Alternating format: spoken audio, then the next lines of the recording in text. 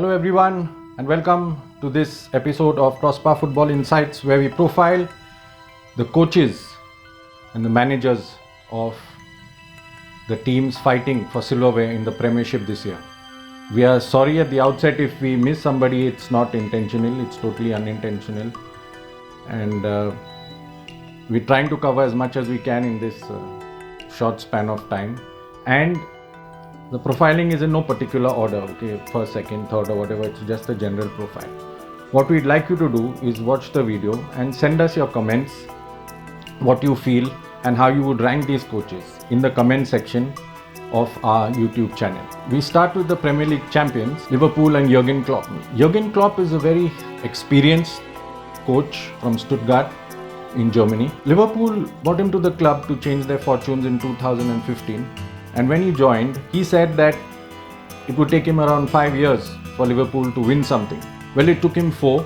He's won the Premiership and the Champions League, 2 tournaments that are really precious to any club, for any club to win. Now, when he came to Liverpool, the team that he inherited rather, would surely not win any silverware. What he did was he came into the club and slowly bought players that suited his style of play, his gegenpress, fast pressing, high pressing game, and he wanted a player for each position. And what he set out to do and what he has done is get probably now 2 players for each position. And he's built the team from scratch, built the team the way he wants them to play. It's not been easy, but he's done a really good job so far, and they really look a well-knit and formidable outfit. He's coached before. He's of course won the Bundesliga with Borussia Dortmund, breaking the stranglehold of Bayern Munich at the time, and he's done superlative jobs in his past clubs and looking for further success with Liverpool. Manchester City and Pep Guardiola. Now, Guardiola is a coach who generally comes into settled clubs. He doesn't build teams. He comes into clubs which are already there, set, rich clubs with money, where they can invest in players if they need to. The setup, everything is really good at the club.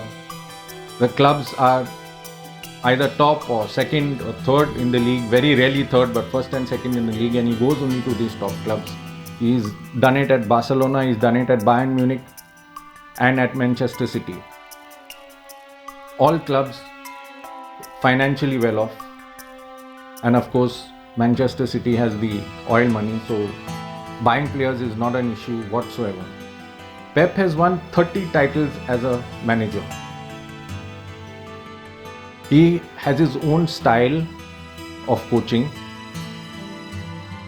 but building a team is very difficult. It's much easier coming into a side that is already set, ready, on top of their game, building on that and then winning titles and championships.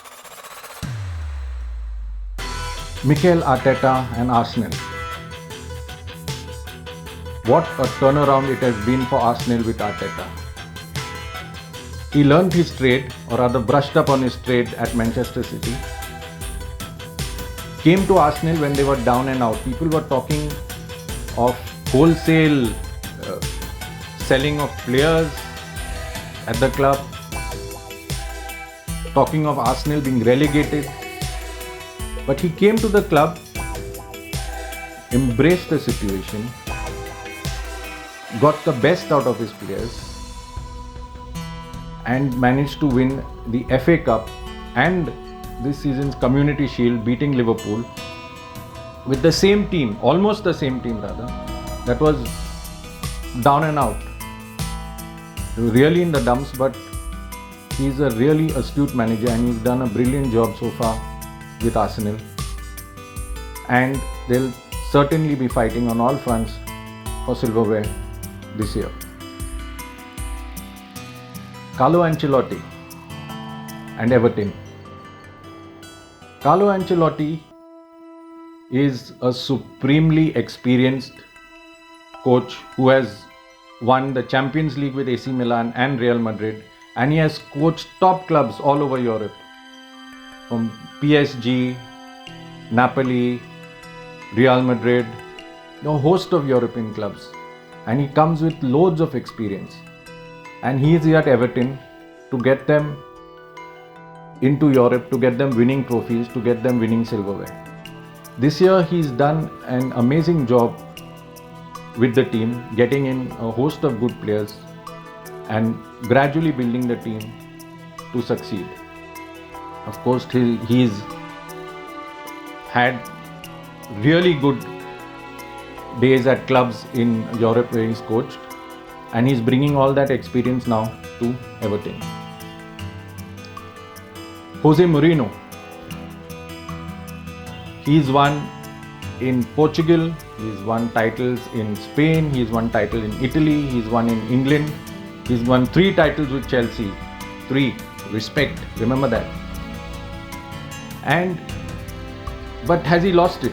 He's now at Spurs, and will he manage to get them back to winning something at least? Spurs haven't won anything for a really long time. Would he manage to succeed at Spurs? He's a really experienced coach. He's been all over Europe, and besides winning Champions League and league titles, he's won other cups also. So he really has that winning mentality. Can he do anything at Spurs this year? Marcelo Bielsa, the man they call El Loco. He has transformed Leeds into a team everybody wants to watch. Whether you're a fan of any other club, everybody wants to see Leeds play. His style of play is so attractive to watch. Pressing high, fast game, technically very efficient, set up very well tactically, supremely fit. All his teams have a history of being supremely fit. He's had loads of success with Newell's Old Boys in Argentina, and of course he's coached the Argentine national team also. But he's brought a different style of play to Leeds United, and so far they've been doing really well in the Premier League, and a really exciting side. Frank Lampard and Chelsea. Frank Lampard basically has no coaching experience, except I think a couple of years 1 year in the Championship. But Chelsea have bought him in as a young coach because he's played for the club, and possibly his heart is all there, but he has no serious coaching experience. Just buying players and expecting them to perform does not work. You have to get those players to gel. You have to get those players to work together as whichever tactics you put out. It's going to be difficult for him to get these players to work together, but wish him all the success. And finally, Manchester United and Ole Gunnar Solskjaer. He's come to the club, first appointed as an interim manager, then given a full-time job. He has been saying from the beginning that he needs to rebuild the club. His rebuilding plans, of course, have been stalled by a management and board who do not support him. It is frustrating as a coach. Of course, he's trying to do the best that he can with the team that he has and getting the best out of them. But to win silverware, you need quality players, and hopefully the board will support him somewhere along the line. Most of these clubs which I have mentioned have got very